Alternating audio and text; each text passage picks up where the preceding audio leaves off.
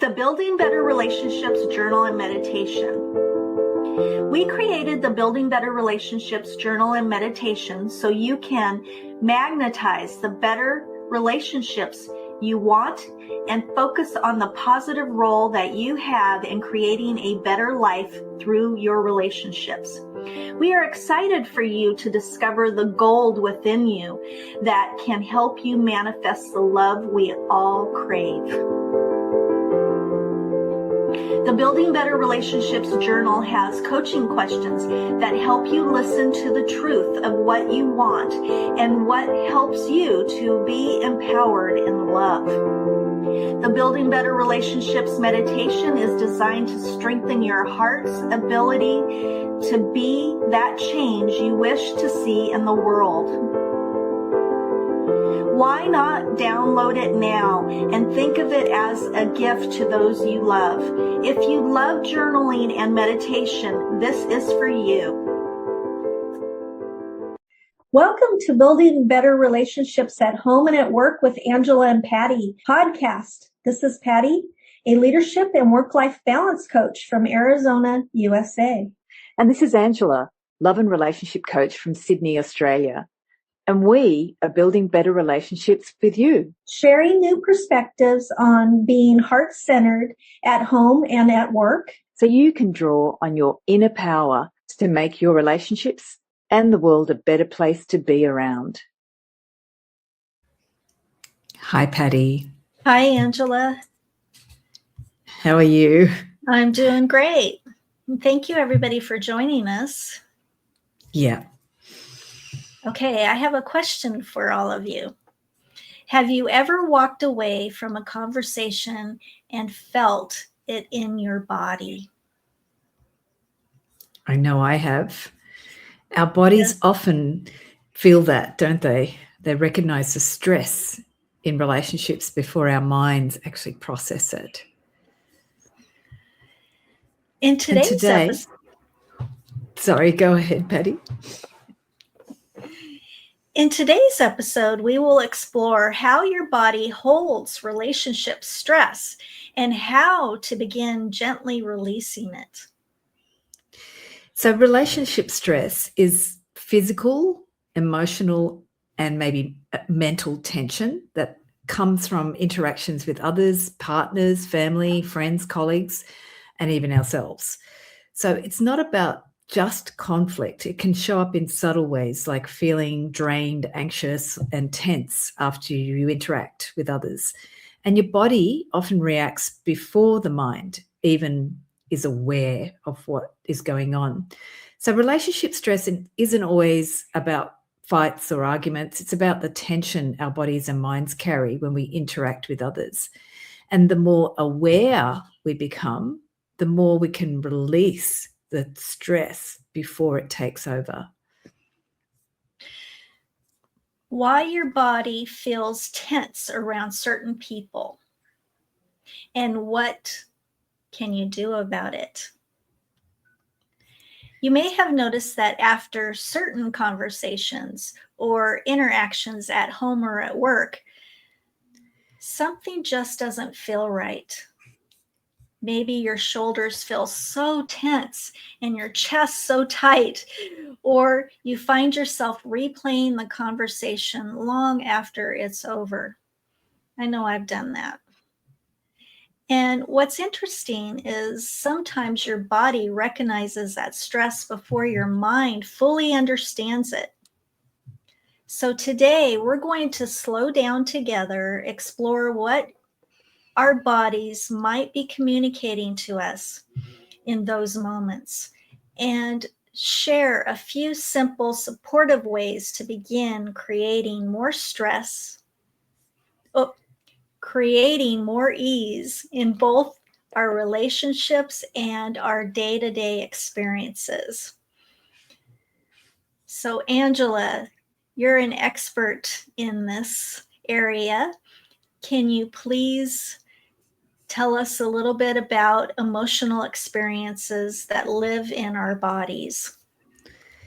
Yes, this is one of my fascinations because I grew up, I guess, feeling more before I could communicate verbally. And now as an adult, working with the body, working with people, learning to understand and listen to the body, I've realized we don't think our way through relationships, we feel them. Wow, how many of us can relate to that? I know I can. Yes, because our nervous system, it's like a tree or a plant, a flower reaching to the sun. It responds to every situation from when we come into our physical body from birth, even pre-birth as well. They say that the first 5 years of life patterns your whole life. So if you think about any unresolved emotions that you may have had when you were just a baby, or when you just started first walking or talking or sitting up or lifting your head, so much is going on in those first years. And we pick up emotions from our environment as well, very much like a plant. That's very interesting, Angela. I wish I could remember that far back. I don't know if you've ever had a flashback. A few people have had memories from when they're 1 year old. It's actually called implicit memory. And Dr. Gabor Maté, who I'll talk a little bit more about, he talks about this. Other psychologists and people who work on development, child development, talk about implicit and explicit memory. So implicit memory is all the things going on that we don't have conscious memory of, but it's still there, and it's very powerful. And Dr. Gabor Maté is a trauma specialist, and he shares his own experience growing up as a child. He grew up in Hungary during World War II, and his mother was terrified for his life. So she actually ended up hiding him away for a month. They were separated when he was about 1 year old, and she was hiding from the Nazis. So because he was separated from her and she was in a lot of terror and fear, and the whole culture was, this terror and fear was imprinted on his nervous system, not just as a child. It was imprinted when he was a child, and then also the anxiety and fear of his mother was imprinted, and that whole community fear was imprinted, and that infected him for the rest of his life, including developing later disorders such as, well, you might just call them a condition, not necessarily a disorder, of ADHD and shopping addiction.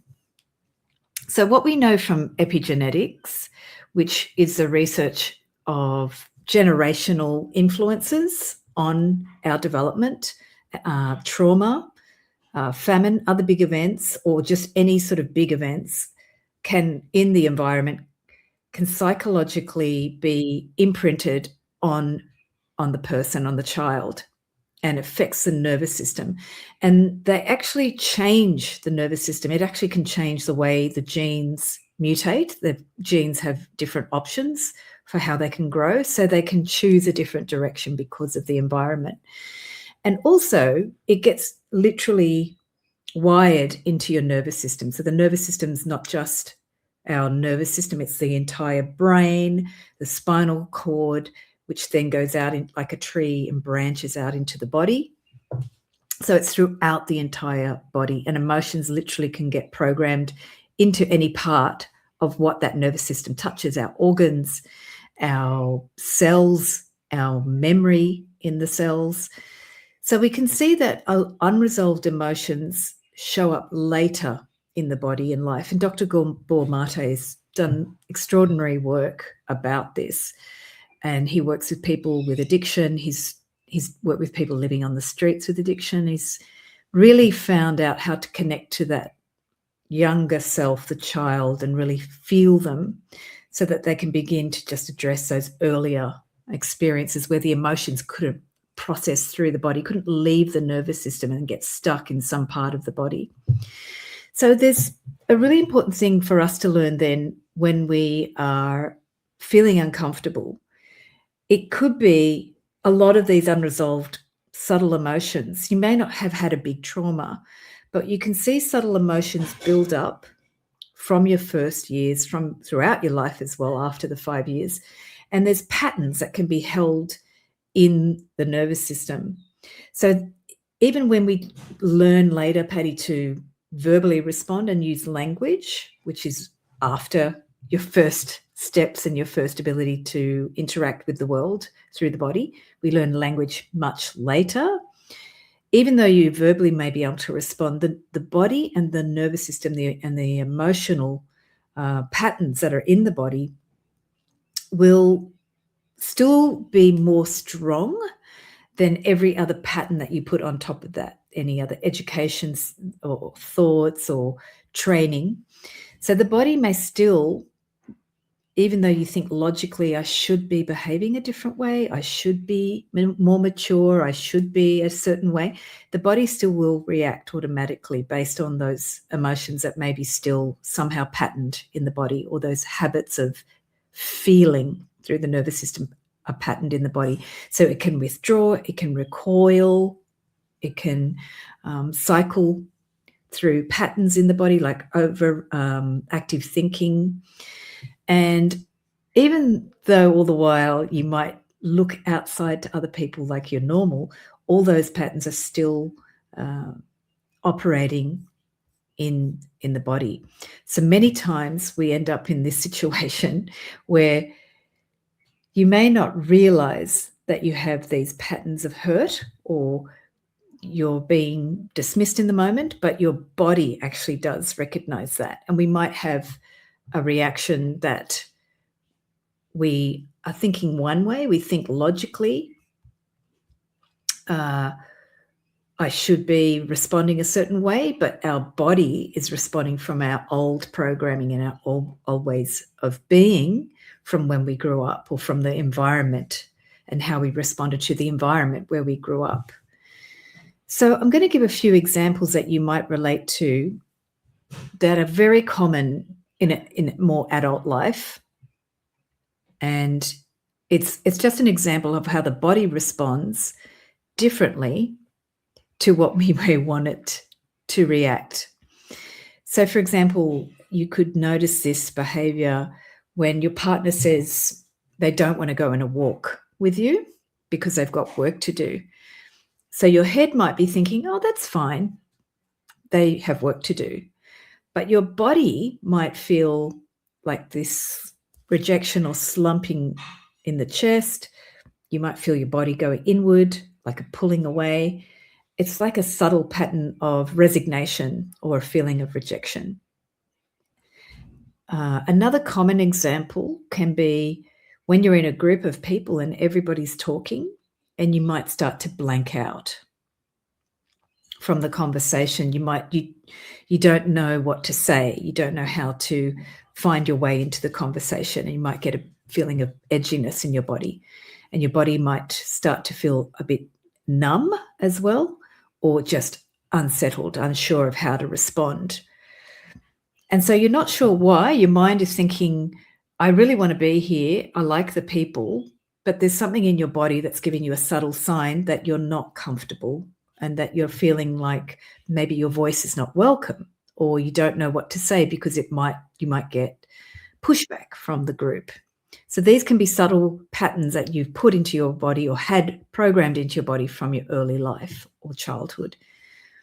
And another reaction that's very common for people who have unresolved emotions is sometimes being around a group or too many people, or even one person, is overstimulating. So you might be feeling very sensitive and feeling others' emotions, and that can start to override you, and you can feel a sense of your own emotions escalating as well, uncontrollably. The body might start to respond in a way that you can't control to feeling other people's emotions. So that body response may often end up in behaviours where, instead, Patti, of going out to social events, you might start to remove yourself. You might start to subtly think, oh, I don't really want to go to that gathering. And it's a way that, as you and I, Patti, we've talked about in other podcasts, it's a loneliness epidemic in the world. But some of those people could be actually overwhelmed by feeling other people's emotions and feeling that's too much for them because of their early childhood embodiment of having too much emotions around them. So I was going to keep continuing, Patti, about different responses that we create from childhood in the way that we might have the body feeling tense.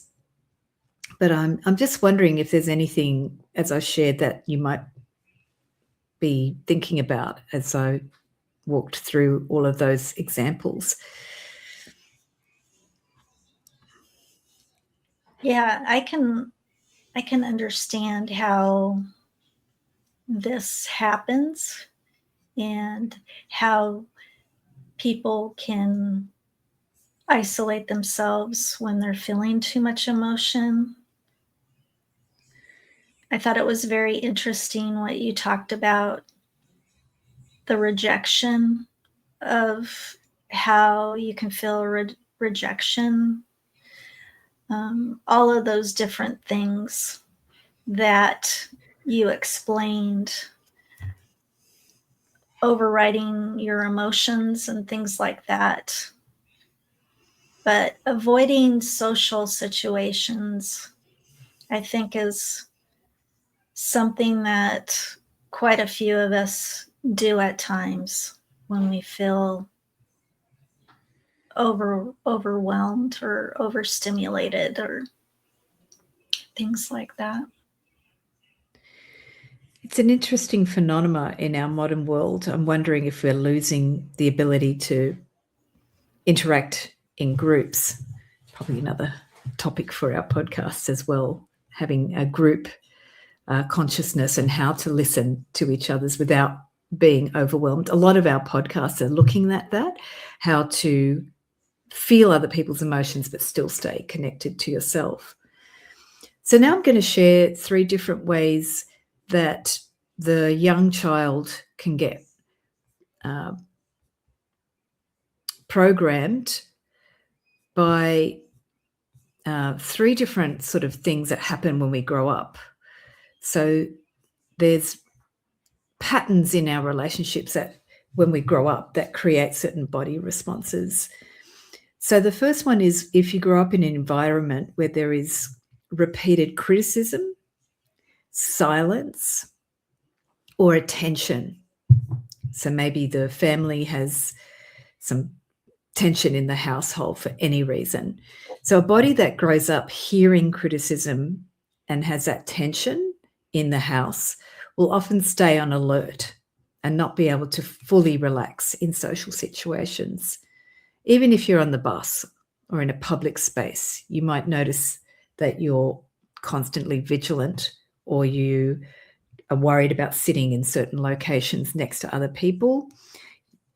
The second one is silence. So I mentioned silence already, but silence in the home environment, if you weren't engaged with and silence was given to you instead of interaction, the body that grows up in an environment where silence is normalized can often become accustomed to shut down and withdraw. So instead of expecting other people to respond, the body starts to get used to people not responding. And this can be a really fun experiment. I don't know if you catch public transport much, Patti, in Arizona, but we do experiments here in Australia because I'm in a city location. And you can notice that in Australia, you can catch the bus or train and people do not talk. It's almost considered rude to start talking to someone. And you can sense that they're shutting down and not interacting with you. So the culture can have a lot to do with how much you can be demonstrative and expressive with your body. And if you go to Spain or some other European countries, you'll notice there's a lot of talking, hand movements, a lot of physical interactions and body movements between people in public transport. So our environment in the culture can have a large impact on how we feel free to express with the body, or the way we express with the body, and the distance that we have between our bodies, you'll notice is different in different countries. And if the home environment doesn't encourage expression, that's another layer.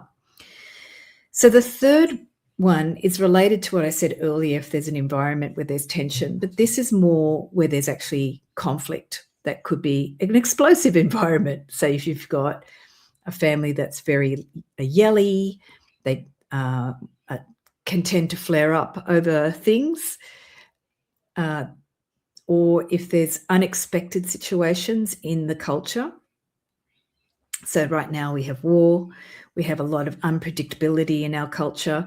So the body that grows up in those environments can be very on alert and predictive of potential conflict. So that creates a whole range of different responses. It can also let the child become very fearful of potential conflict, and they learn how to brace. So we use that term in somatic work, but a lot of bracing is that you hold your spine in a certain way.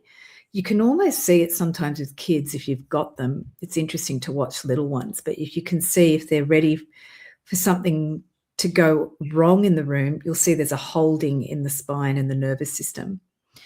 And it can be a really important way to start becoming aware of, if you do that, maybe you also put a protective sort of space around your body, or you have a sense of that bubble around you. So yeah, we've got a question for the audience as well, Patti, if you wanted to share that with them. Yes. To have them have a reflection. How do you think your culture or family environment may have affected the way you embrace your body? So, Angela, can you give us some examples of that? I know because I grew up with a different immigrant culture, which was very loud, Italian culture in Australia, which was much more reserved. So for me, it's pretty funny, but I remember hearing my parents yelling in public. They had a shop, so they would yell. And and they were just talking. Sometimes it was debating, sometimes it was arguing. So there was a whole range. Sometimes it was just expressing, sometimes debating and saying, why are you doing that? Why don't you do this? And telling each other what to do. And sometimes it was telling each other off and arguing. But for me, because my body, I didn't understand their dialect, and all I could feel was the yelling. So my body learnt to brace, and I would feel also shame about the non-Italian environment in Australia, hearing my parents and reacting to that very emotive and loud, expressive expression of my parents, which now I laugh about. But as a child, I used to brace when I heard that voice and that tone. Didn't understand what they were saying. All I remembered was the tone and the energy. So for me, it was interesting because now when I hear raised voices, my body still has a reaction. And that was from my very early younger years, probably before language, but after language as well. Do you have a memory or anything, Patti? Yeah, I'm like you. I don't like I don't like loud raised voices, but I've done it myself. So it's like, yeah, I don't like the yelling, but I've done it myself. So, but yeah, I do understand that, because you do feel uncomfortable when you hear people yelling at each other, and it's not a very comfortable situation. Even like you said, Angela, that's the way they talk to each other. But if you're not around it, you feel uncomfortable about it. And you have some households, I've got friends where there was no yelling. So if your partner yells, you can find that really confronting as well. For me, it was it was normalized, but it was still uncomfortable because I was aware of the difference of the culture surrounding, or the environment surrounding my parents, where they were much more quiet. So my parents were like this dramatic Punch and Judy act. And I was like, how can they do that? And they have no shame. So in a way, it did teach me as an adult to like not be less worried about what other people think.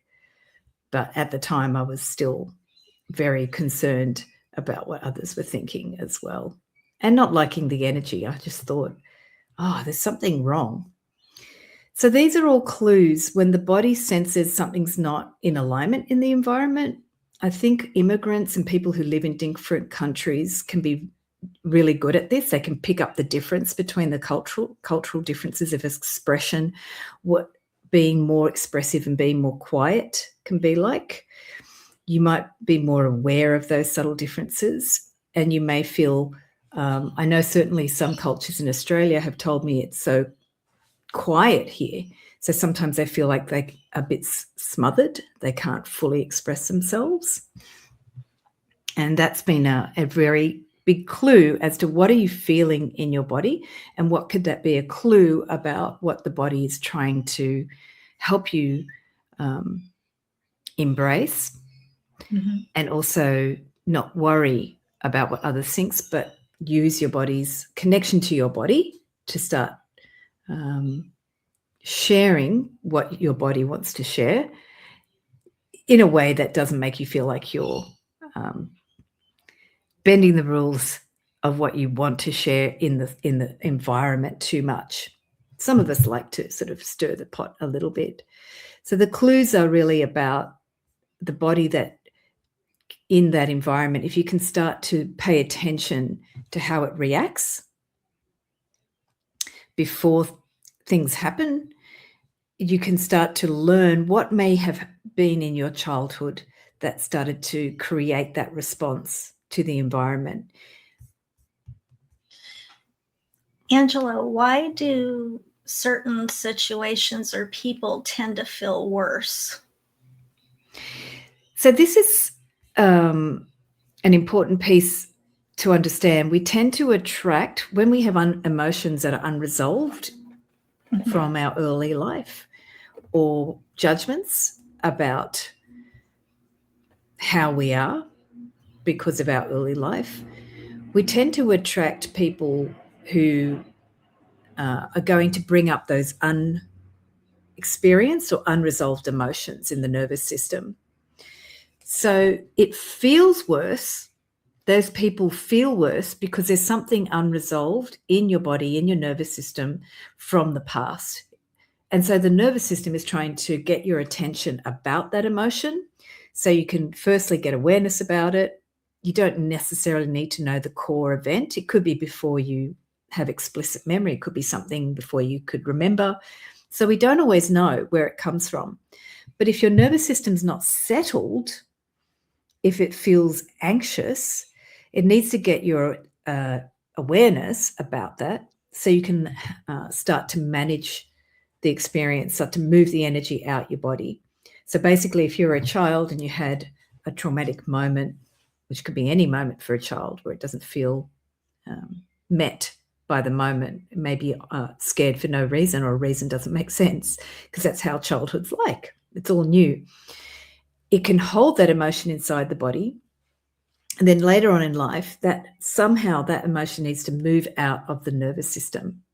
And for some people who have trauma, it takes a long time to really move that energy out of the nervous system.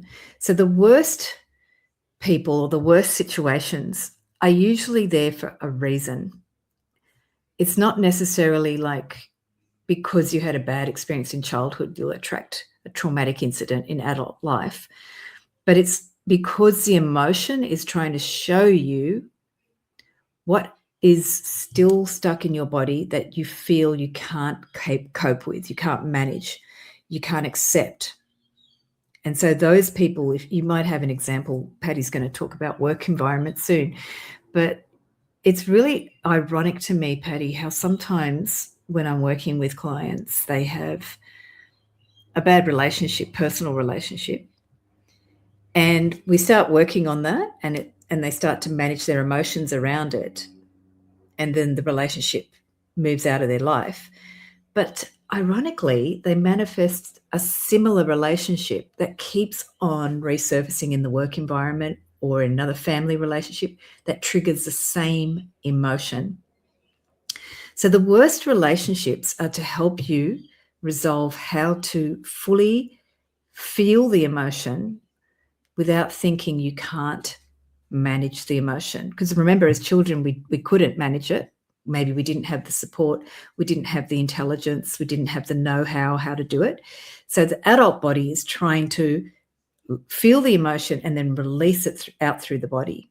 So now with kids, there's a lot of great work happening where they can feel the emotion and they just cry and release it and learn how to regulate the emotion. But we didn't all grow up with that. And there's many moments where children don't get to release the emotion. So the people that really trigger us are that opportunity to start feeling the emotion and learn how to just be with the emotion and not let the nervous system go into complete overwhelm. Or if it's really a strong emotion, the nervous system can have learned how to disconnect. So we need those strong emotions and those worst situations to really help you to start to learn how you are not that. You are not that emotion, and you can learn how to move that emotion out of the body, which is some of the work that I do with the dance healing and also just feeling into the body to feel safe with how to be with the body.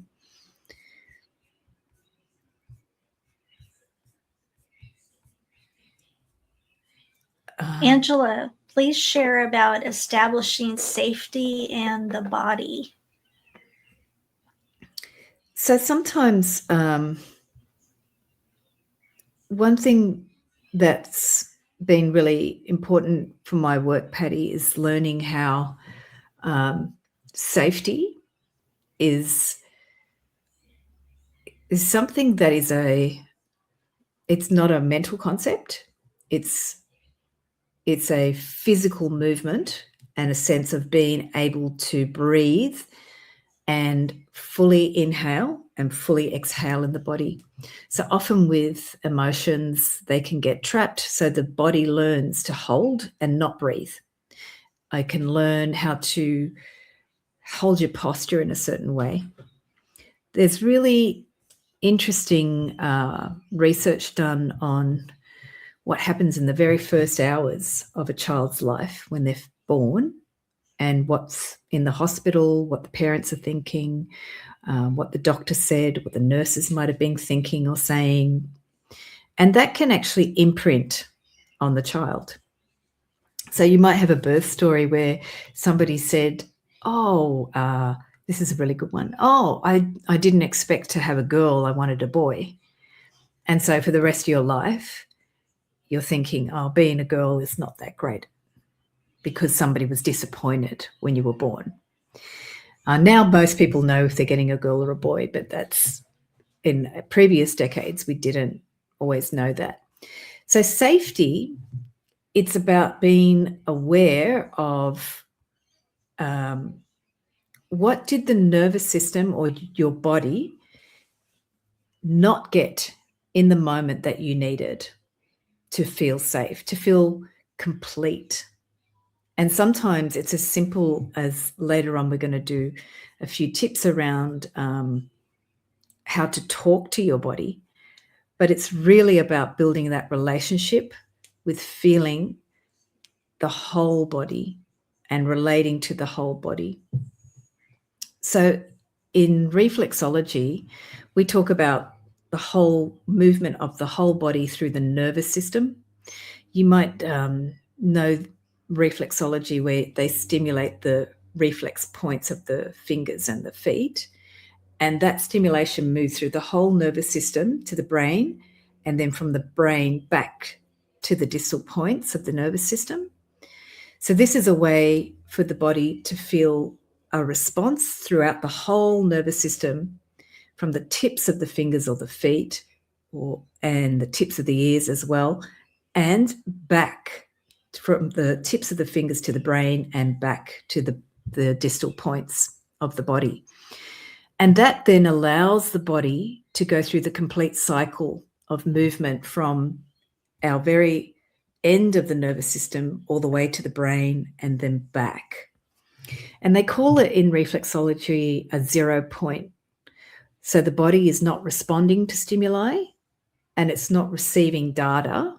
It's just allowing that full circuit to happen. And we experience this in dance healing as well. You feel the whole movement moving throughout your whole body. So you get a completion of feeling that whole integrated movement throughout the whole body. And a lot of dance is about that. If you look at the whole thousands of years of traditions of dance, it's feeling the whole body with a group of people moving through that completion of the whole movement throughout the body, the inhaling and the exhale, and releasing anything that's ready to be released. So if our nervous system has had any emotions that are heavy or stuck, we've learnt to hold. We haven't learnt to fully feel them and release them. And so safety is about learning that pathway again. And for some of us, it can take just one time to do it. For others, it takes years. There's no exact formula when we're dealing with trauma, but safety is knowing and connecting to that natural movement of energy in and out of the body, and it's constantly renewed. I have the book in the description called The Body of Love, but we do an exercise in the book where it's called the fountain, and we get the continuous flow of movement. And it's also what I think Reiki does as well, Patti. In Reiki, you get that sense of the channel of energy moving. And it goes both ways. It goes from the top of the body down and from the body all the way, the feet all the way up to the crown. So that's in all dance. It's on all healing work. We understand that continuous flow, and it's in the inhale and the exhale. The inhale and the exhale is about that completion of taking something in and letting it go. So safety is about being able to do that and trust it. And I've worked with a lot of people who don't have that basic connection. All people are born with it, but we tend to lose it because emotions can get stuck in our body.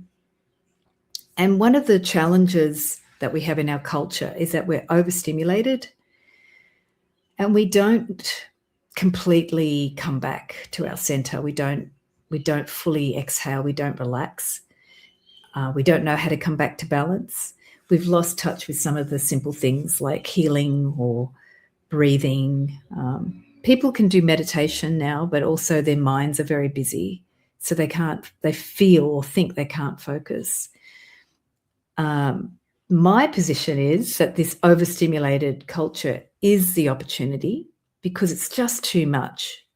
We're going to need to feel that basic flow of energy and returning back to what is the only safe thing we have, which is our breath and the movement of in and out of the body. And the first thing to establish safety with your body is to become curious about your body and what it's feeling. So if your body's giving clues that something's off, are you listening or are you overriding? If you are feeling tense in a group situation or a situation you don't have time to remove yourself, can you remind yourself to check in later? So one of the questions that we offer today is that you can try anywhere is, what is your body trying to tell you at that moment? And you could be in a busy situation.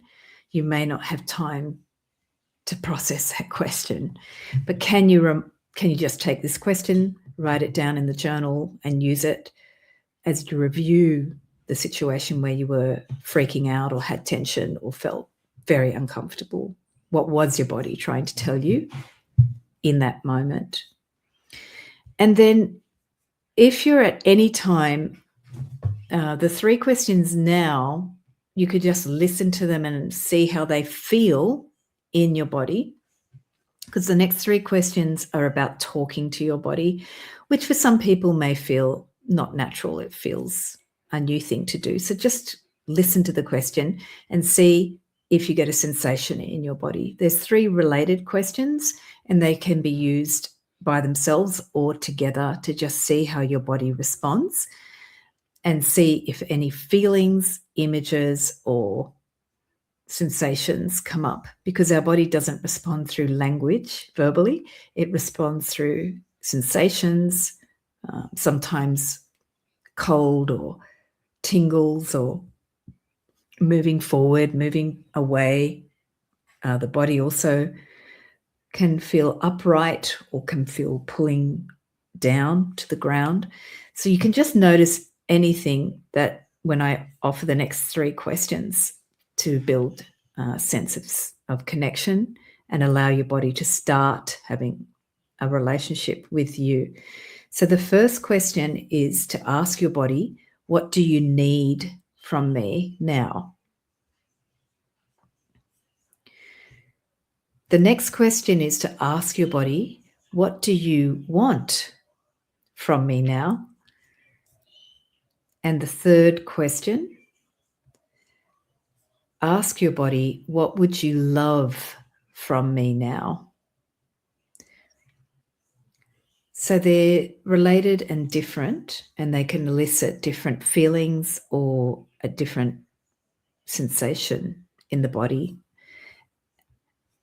And you can explore those. We'll have those in the description as well as clues on how to create a relationship with your body. So now we're going to ask you, Patti, if you'd like to talk around the feeling of being uneasy in the workplace. Can you share that with us? Yes, I'd be happy to. Thank you, Angela. I'm going to give a scenario. Imagine you're walking into a meeting with a colleague or maybe even your manager, and on the surface, everything seems normal. They're friendly, professional, and nothing negative has happened recently. But as soon as you sit down, you notice your shoulders are tense, your stomach is tightened, or your heart beats a little faster. You can't quite put your finger on it. You're just feeling uneasy. Have you had that happen to you? I know I have. I think we all have at one time or another. If you feel a wave of unease during the meeting, try an affirmation, something simple like repeating to yourself in your mind, I am calm. I am present. And just repeat that in your mind. I am calm. I am present. I am relaxed. Just think it, and you kind of feel that you're resetting. I am calm. I am present. I am relaxed. It's okay to give yourself a little bit of time in a meeting to adjust.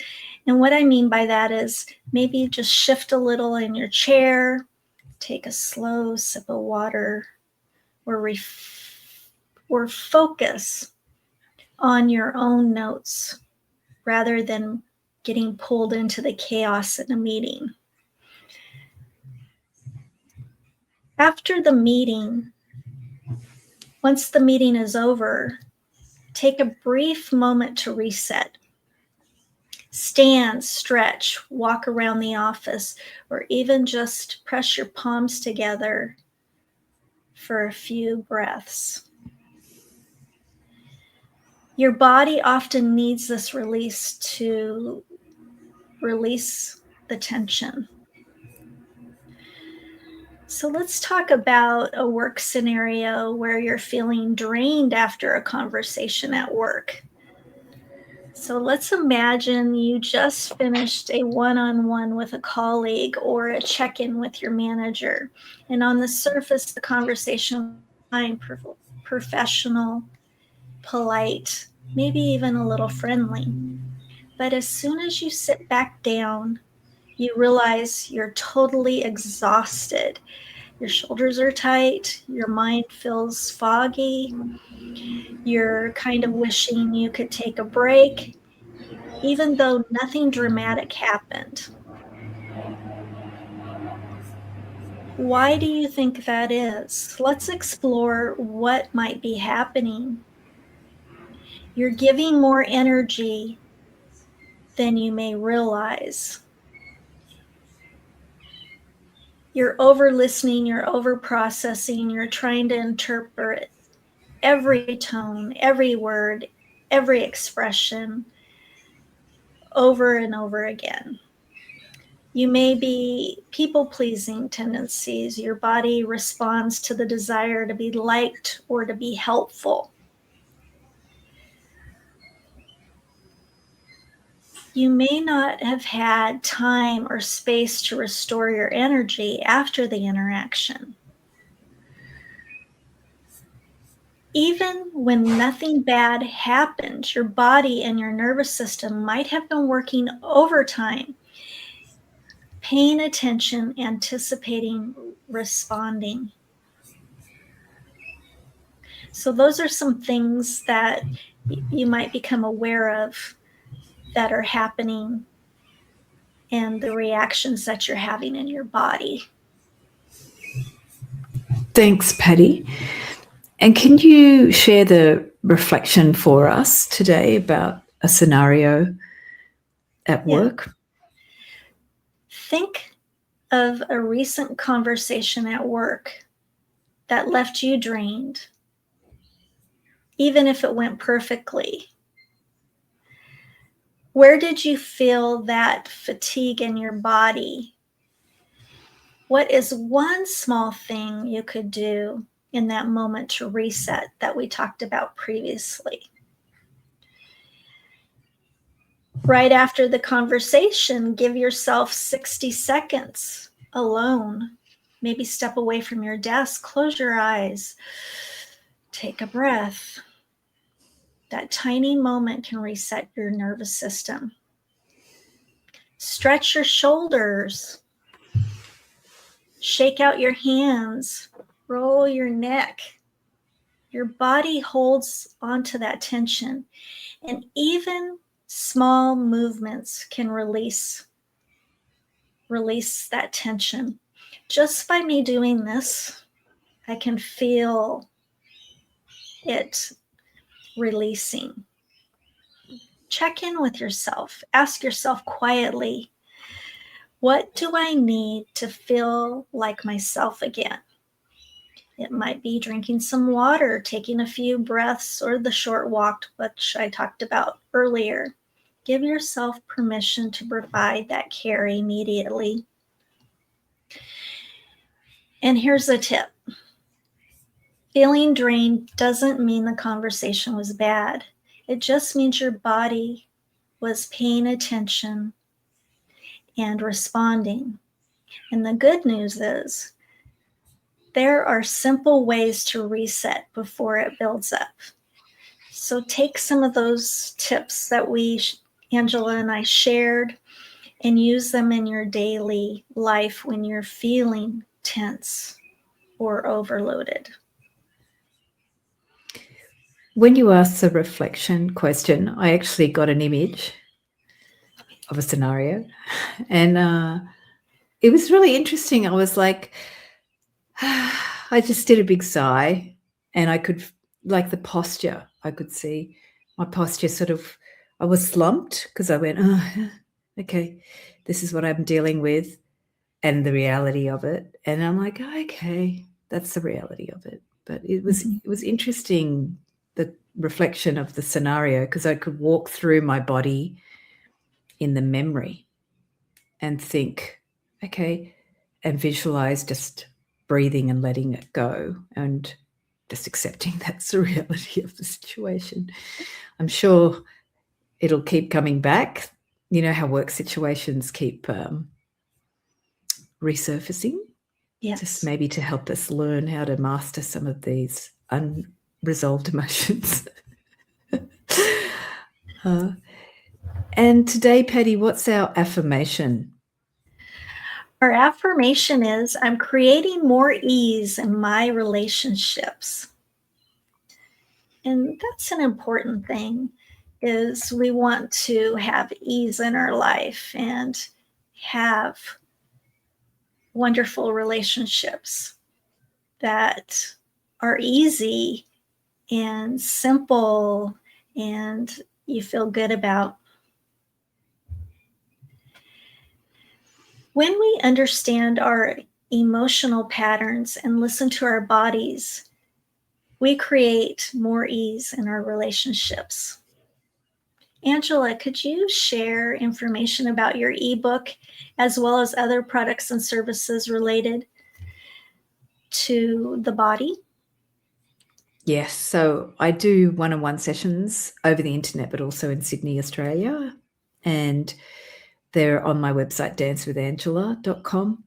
And the ebook is called The Body of Love, 10 Steps to Love Yourself and Your Body. It's a workbook.